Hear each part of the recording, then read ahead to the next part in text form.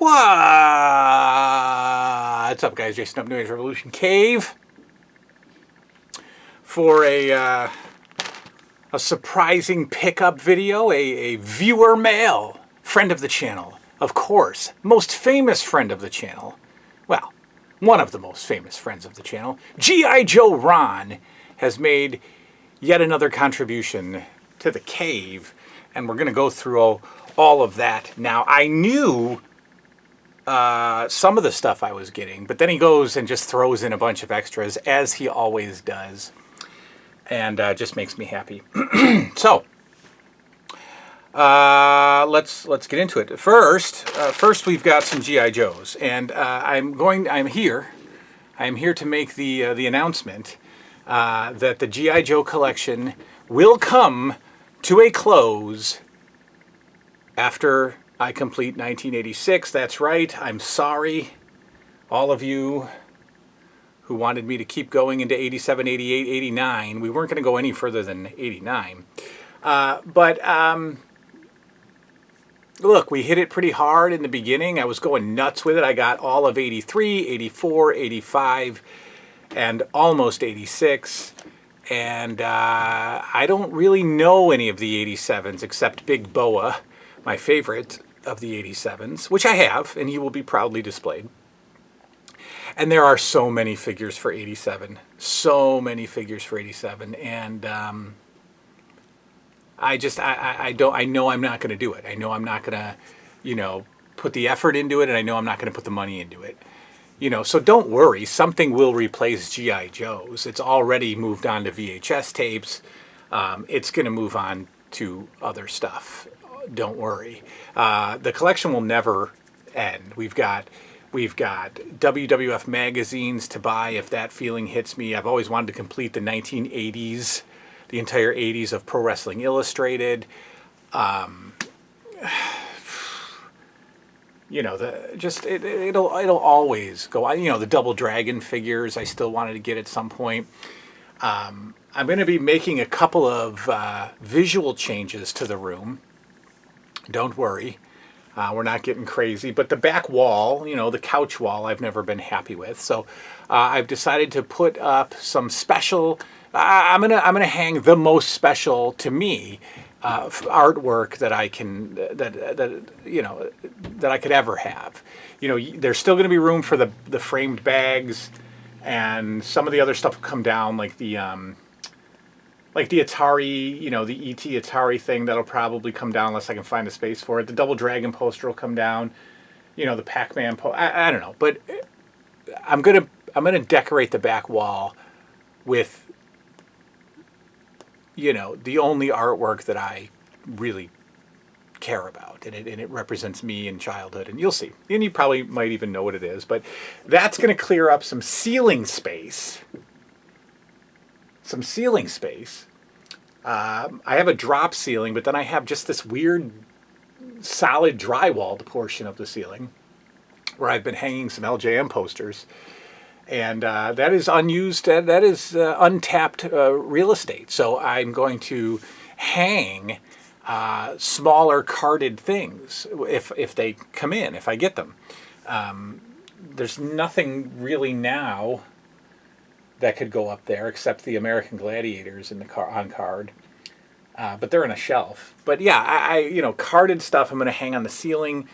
That if I get it, whatever, the Double Dragon cards are really nice, but if I do collect the Double Dragon figures, I'd like to get them loose, or at least have the card backs and have the figures loose, because I don't collect carded stuff.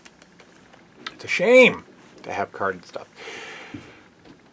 Anyway, so I'll do that over the next couple of days. I'm motivated to do it, and I think it'll look cool. What I want to do, I think it'll look really cool. And then that could turn into a collection. You'll know what I mean when I tell you. All right, so G.I. Joe Ron is likely making his last G.I. Joe related contribution to the channel, and so we thank him and we praise G.I. Joe Ron for making such a huge impact on the G.I. Joe collection of a couple of years ago. And if I am indeed done with the Joes after 86, he has gone out in style. We've got one of my favorite 86 figures, and G.I. Joe Ron told me, and that's why this figure was free. He said, it's rough. It's a little rough, and I'm not an artist, so I probably can't do much repair on this. But as far as paint repair, but we've got a William the Refrigerator Perry, one of my favorite 86 figures, complete with his football weapon. So I got to be able to get it in his hand without breaking his fingers, which would just be a tragedy. But there we go. We have William Perry added to the collection. Thank you, G.I. Joe Ron. Can I touch up to 72? Probably not. Probably not. I'm just not that good with a paintbrush. Maybe a paint pen. I don't know. But you know what? It's going to sit on the wall way over there, and it's really okay. It really is okay.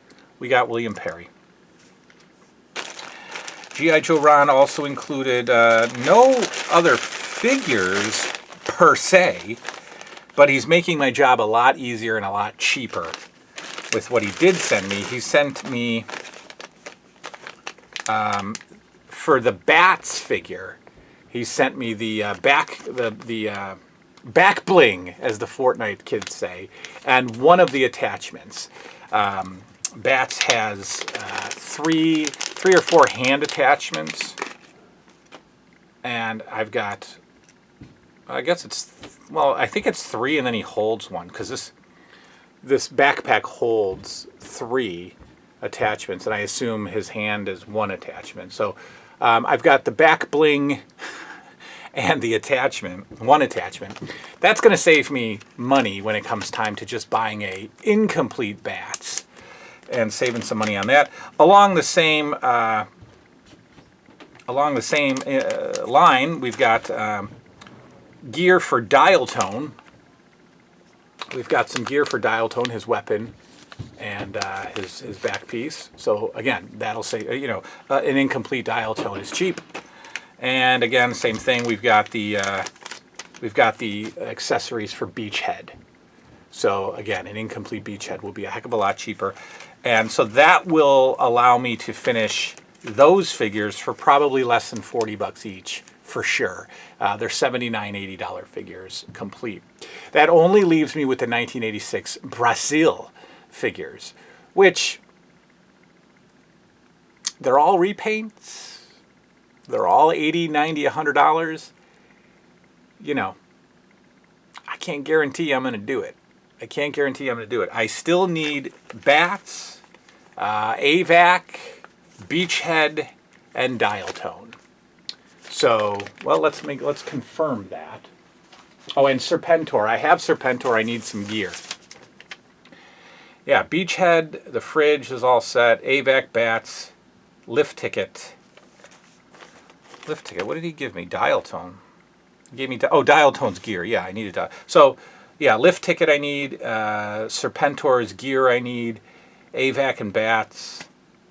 The fridge I got. I can cross him off, and then Beachhead. So my man G.I. Joe Ron has made it easier. Thank you very much. What else? We've got just a fun. These are all extras. These are all unexpected extras from G.I. Joe Ron. We've got a Super Mario Brothers card pack, baseball cards. Have a little collection of those up there, so this is just going to get added to the 80s stuff shelf. And then this is just so cool. And he's probably like, I'll just toss this in. I just love little stuff like this. I love little stuff like this. The Game Boy Tetris instruction manual. Yes, of course. Is it something I'd ever get? Is it something I'd ever buy? No. But it's just fun, cool little stuff like this to have that you throw in that drawer over there on my end table, and you just look at it one day when you're bored. And like, oh, cool. Yeah, I remember that stuff. I just love little stuff like this. Love it. Thank you, G.I. Joe Ron. We got some more. I'm going to take this out of the plastic so I can add it to the 80s stuff shelf. Not going to open it. Not going to open the cards. Not going to eat the gum. But I'm going to add it to the shelf.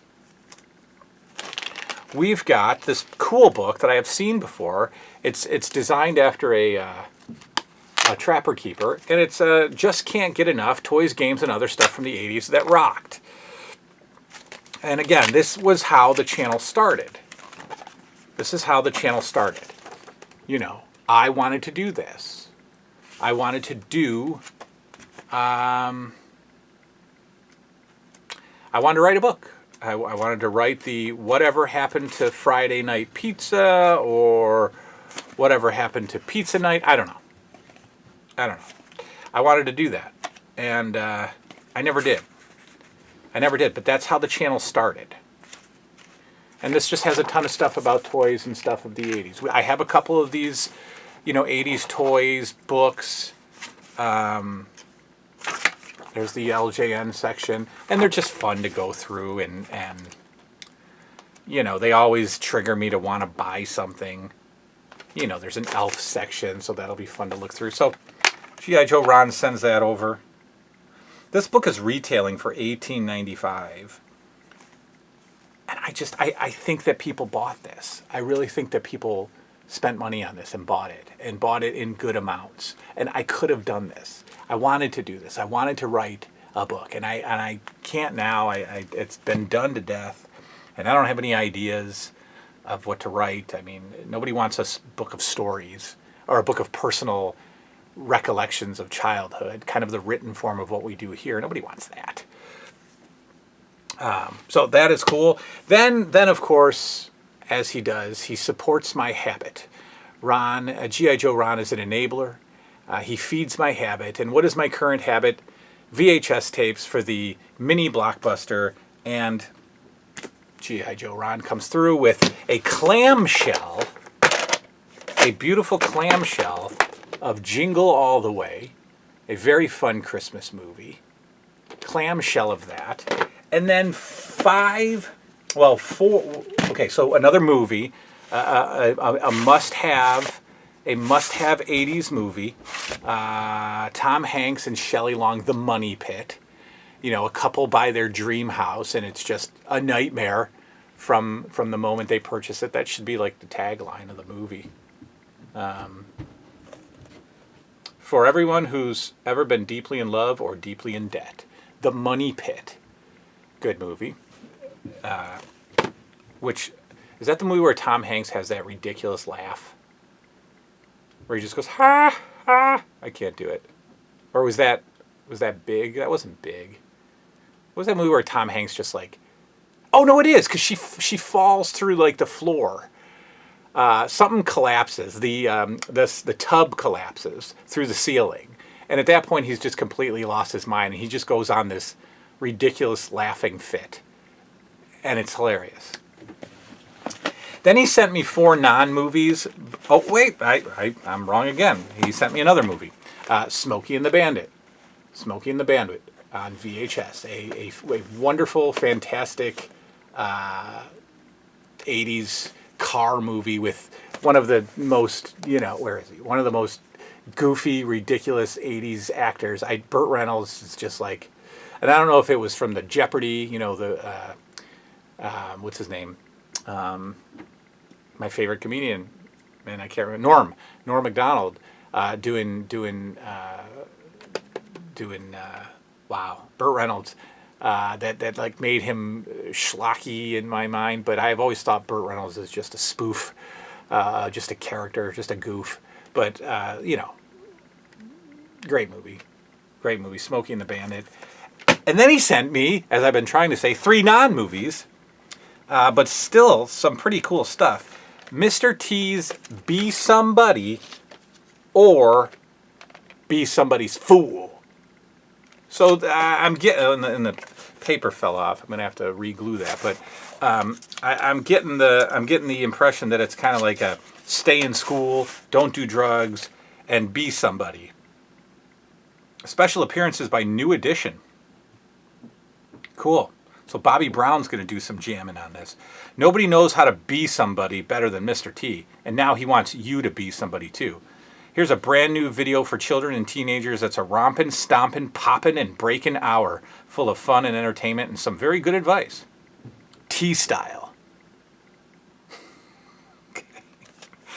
Mr. T's Be Somebody or Be Somebody's Fool. Then I've got the making of the Coming Out of Their Shells tour for the Teenage Mutant Ninja Turtles. This is a behind-the-scenes making of their concert. I think they did did they do a concert? Was Out of Their Shells an actual concert that you could go to and watch the Turtles, like jump around stage? Hilarious. And then a really cool episode of the Dukes of Hazzard. And here's what's going to happen. Here's what's going to happen. I don't know what season this is from, but it's High Octane is the name of the episode. It aired February 23rd, 1979. I don't know if this is season 1, season 2, but I don't own the Dukes of Hazzard, which is insane because Dukes of Hazzard was one of my first favorite TV shows. I've got Greatest American Hero, I've got Incredible Hulk. I don't have Dukes of Hazzard. Those were the shows I watched when I was like 5. So I don't have Dukes of Hazzard. So what I want to do is I want to watch this and see if it ignites the passion to go out and buy the Dukes of Hazzard. The box set is at Walmart for $69. It's usually on Amazon for $99 plus. But Walmart has had it for months and months just sitting there, and I have not bought it yet. So I want to watch an episode and see if it just drives me nuts, and then I must see more, and then I will get the Dukes of Hazzard box set. And that is it. That is the a completely unexpected, unnecessary gift package from G.I. Joe Ron. And then I got one thing, 2 things. VHS-wise, never seen this movie straight through. Don't know why I would want to, but it's one of those movies that I think you probably should watch as an 80s fan. 9 to 5 with Dolly Parton and Lily Tomlin and Jane Fonda. And, of course, Dabney Coleman. The girls are just bossed around by their male chauvinist boss, and I think they plot to kill him or they do kill him. I don't know. But 9 to 5 was always one of those movies that I just never saw and was always on TV. And of course, the famous Workin' 9 to 5 song, love it. 9 to 5 from a thrift store for 20 cents, which is hilarious. Still has an original price tag of $9.99 on it. I don't know from where, but. And then I found a Blockbuster video. A local Blockbuster video from the Blockbuster in Irondequoit. East Ridge Road in Irondequoit, still with a 716 phone number, area code, and our area code locally changed years and years and decades ago. This is, I'm probably not going to watch this, but it's a martial arts movie, Shaolin versus Lama. I don't know, but I don't care about martial arts movies, but I got a Blockbuster case. So I paid like 20 cents for a Blockbuster case. We do have the Be Kind rewind on there. That's beautiful. And so I got a 20-cent Blockbuster case, which I'll take all day. All day. All right, that's that. That's a little bit of a haul. Thank you, Ron. We will take on Mike Tyson tonight. It'll probably get uploaded tomorrow. And then we're going to keep going. We've done dailies for like 2 weeks now. I like it. And then I'll do a little work on the back wall and show you when I'm done what I did. I think you'll like it. I think you'll realize that it was a necessity. And we'll go from there. That is all. Good night now.